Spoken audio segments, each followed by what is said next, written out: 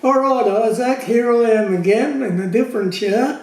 You've been noticing that we're not getting through a lesson each time. It's because my camera only gives me half an hour. That doesn't give me 45 minutes that I wanted. So we're just going to have to do it in half-hour sections. We're in the Scriptures lesson 1. We've just revised a little bit. We've looked through the questions and we're up to question number 13. By the end of the fact that we got to question 9, we'd come to the summary to this point. We'd established that we now believe that God exists. We know His faith, His attributes. His word is governed by His character. He's revealed Himself to us through His written word. That written word is infallible, right, incapable of error, inerrant, without error, and verbally inspired. We went on to question 10 and asked ourselves, do we believe there's any other written word? And we said no. And so we went on to question 11. Is the only written word given by God exactly as God intended the Bible that we have? And we said yes, we do believe it is so. Question 12, we asked ourselves, what do we believe the Bible to be, or what do we believe to be the Bible? And we said the 66 books that we have, and we agreed with that. And we're up to question 13.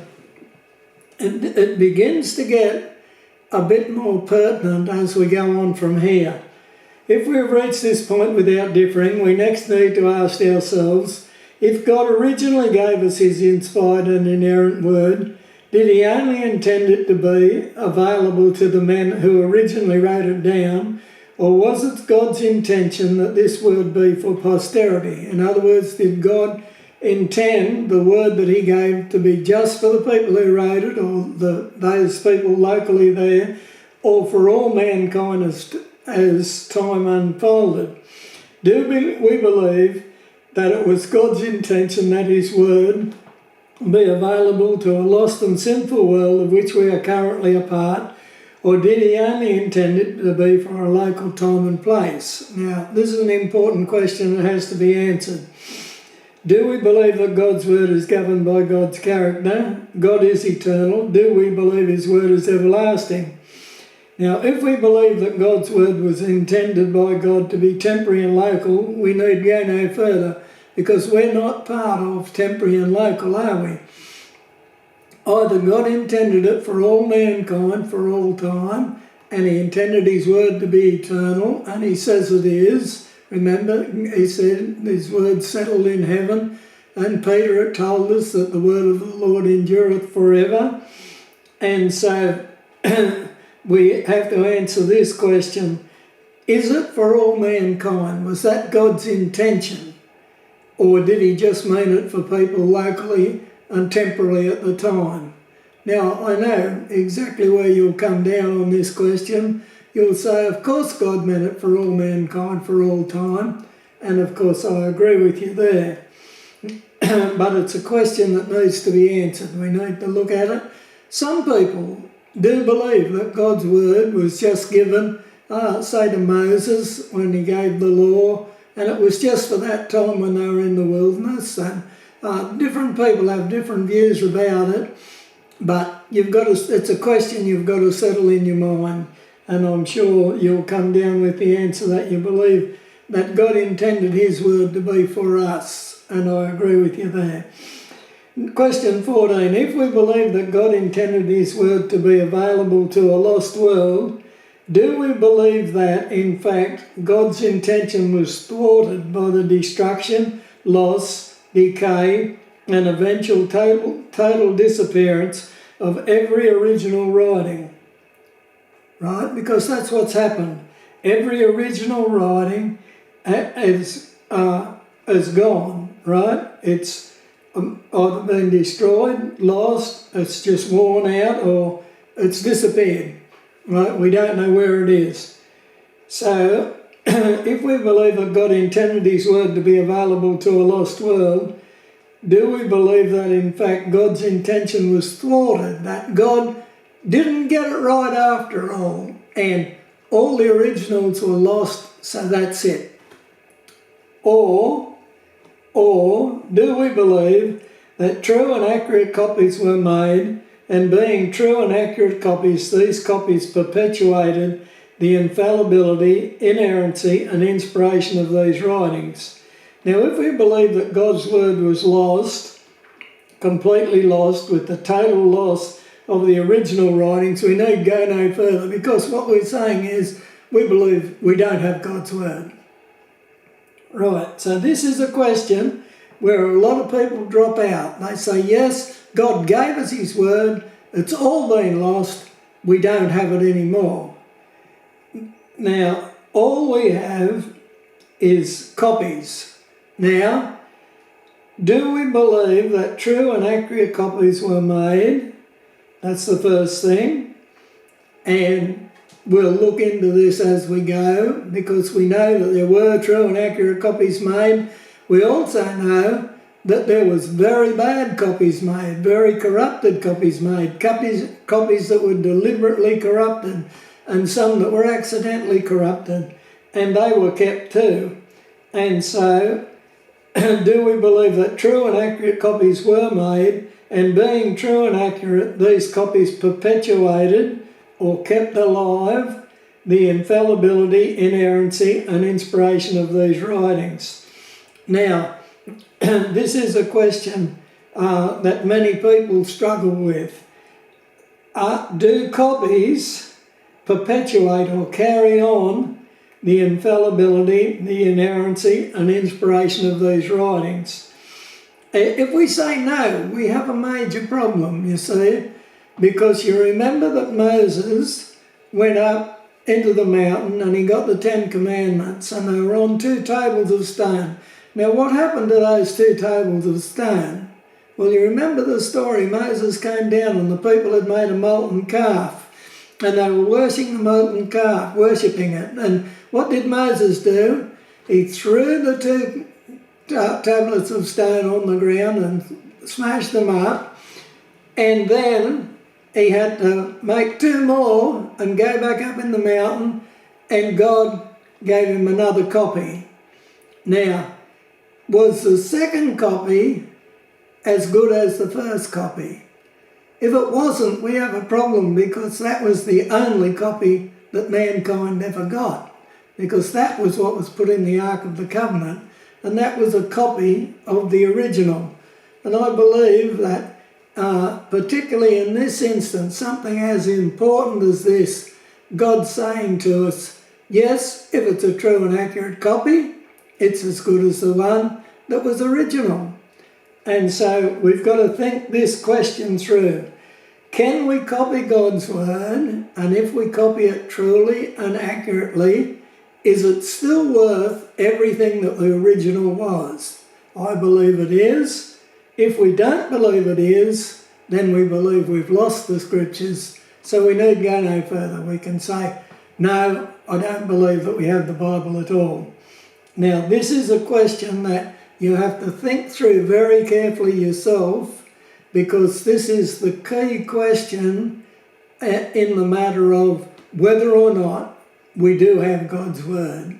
Now, we don't have the originals, and we all know we don't have the originals. It's not a matter of admitting it, it's a fact. We don't have the originals. And as far as we know, none of the originals exist anywhere in the world, but they might. The Ark of the Covenant, wherever it is, might still have the 10 Commandments in it, but we can't get them, can we? And so we don't know. So this is a question we have to answer.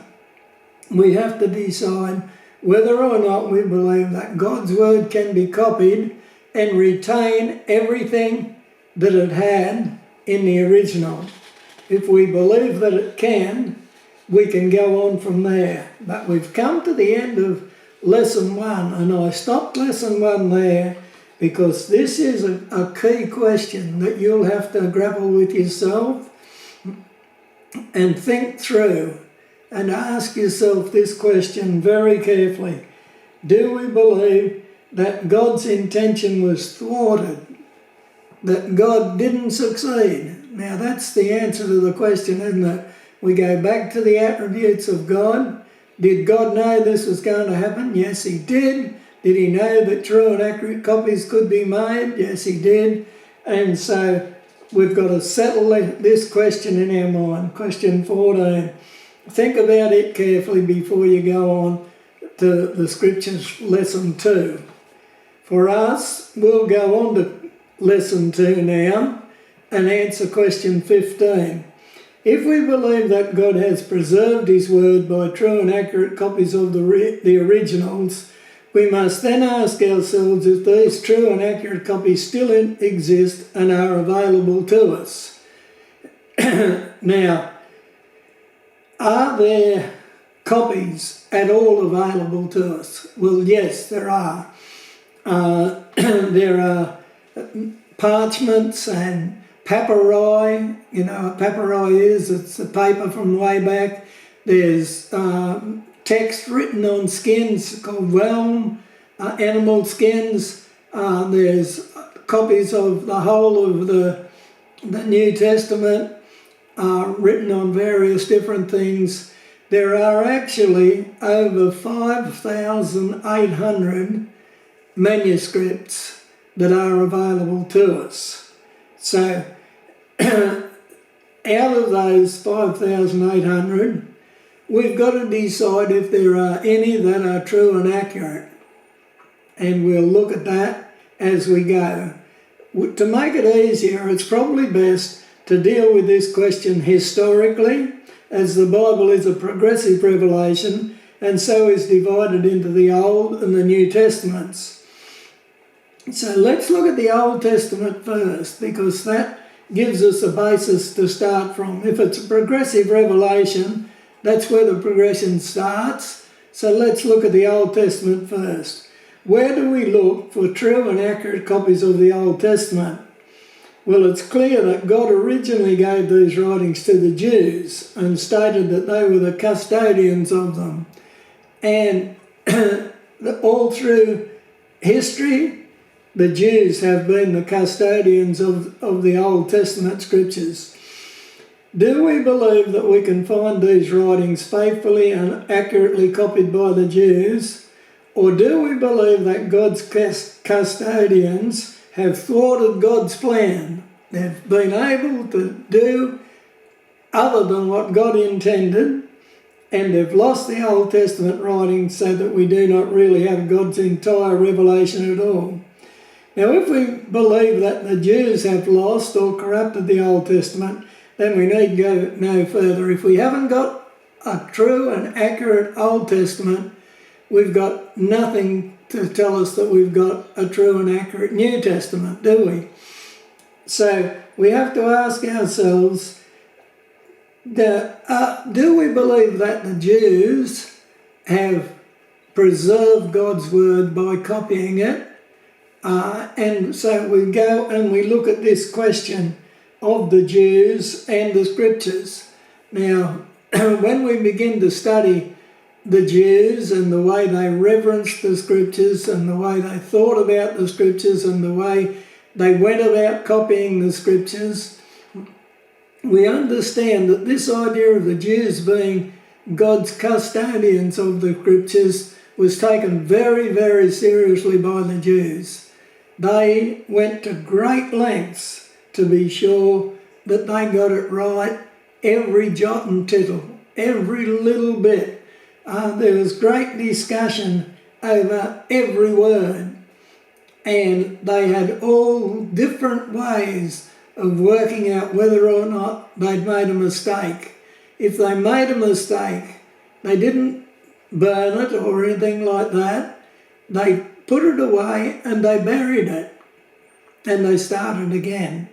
And so, if we believe that the Jews have lost or corrupted the Old Testament, what we're saying is that God had a plan, that all mankind would have his word, and the Jews thwarted that plan.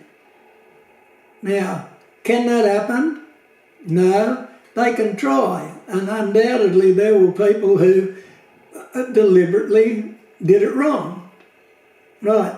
But amongst the Jewish nation themselves, the people who were given the job of copying the Bible, they were very, very particular about how they do it. So we have to ask ourselves, was God thwarted by the Jews in them doing what they've done and bringing to us the Old Testament that we have? Now, if we believe that the Jews have preserved the Old Testament, we must then define which text of the Hebrew we believe to be the original. Now, up until this last 100 years, there was really only one text that was accepted by the Jews, and there still is only one text that's accepted by the Jews.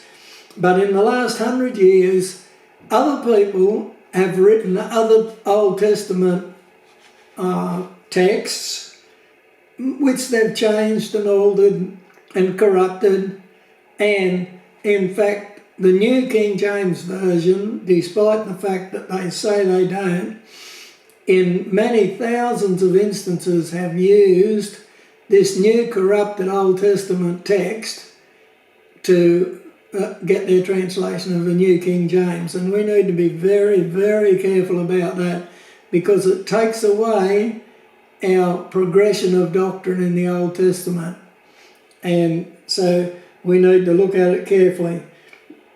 The text that we get off the Jews all over the world, and there's very few alternatives, and by far the most used and approved text according to the Jews all over the world and all through history, is the Masoretic text.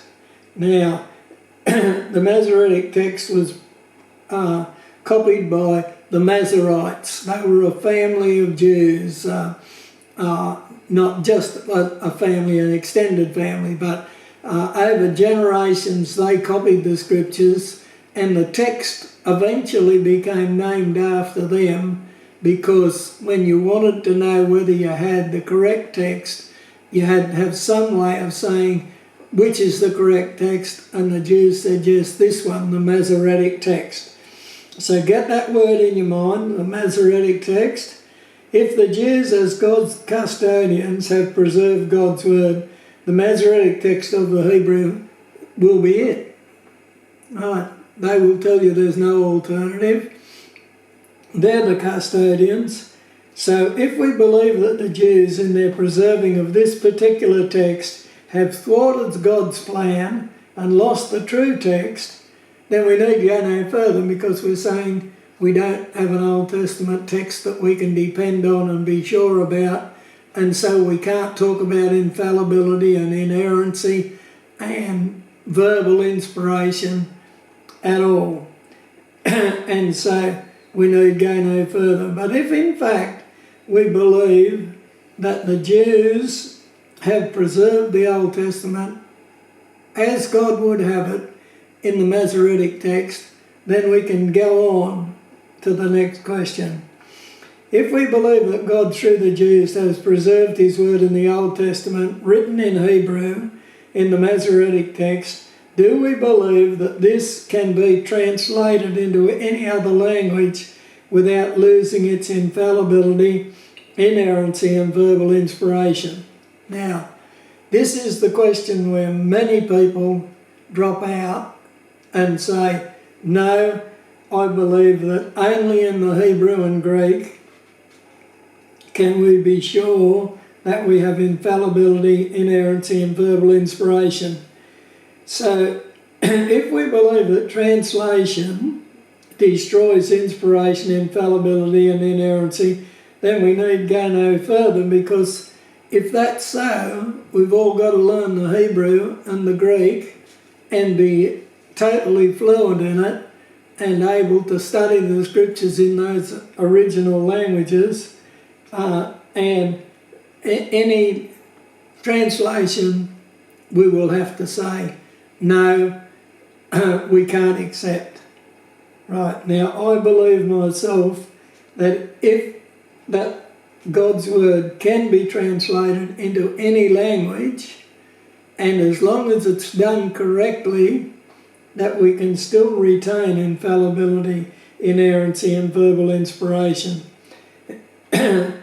So this is a question that you'll have to grapple with yourself and understand the implications of this. And we'll go on to talk about this a bit more.